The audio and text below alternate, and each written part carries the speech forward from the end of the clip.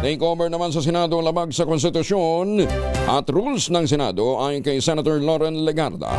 Detalye ng balita mula kay Raymond Dadpaas, Aris 28. Raymond, good morning.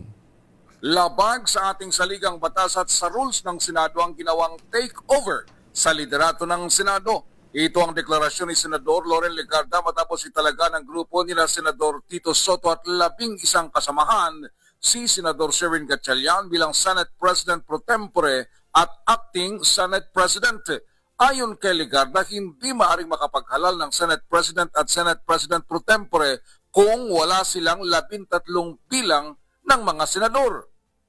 Naninindigan naman si Senador Alan Peter Cayetano na siya pa rin ang lehitimong Senate President.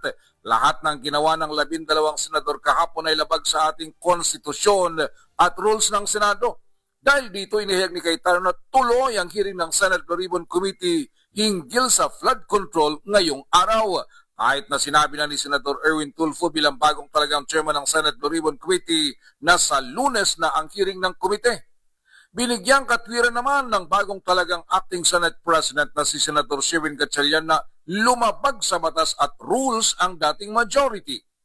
Nang nag-adjourn ang sesyon ng 3 sunod-sunod na araw simula Lunes na hindi na abisuhan ang Kamara de Representantes, kaya't napilitan na silang kumilos kahapon at tumindig ang 12 senador.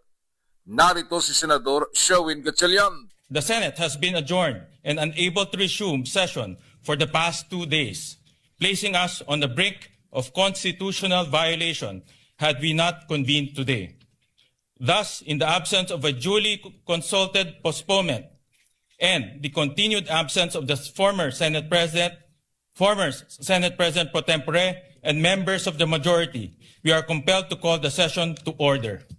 The quorum of 12 is based on majority of 22 senators, over whom jurisdiction can be obtained by the Senate. Ito si RH28, Raymond Dadpaas para sa DCRH, una sa Pilipinas, una sa Pilipino. Maraming salamat, Raymond.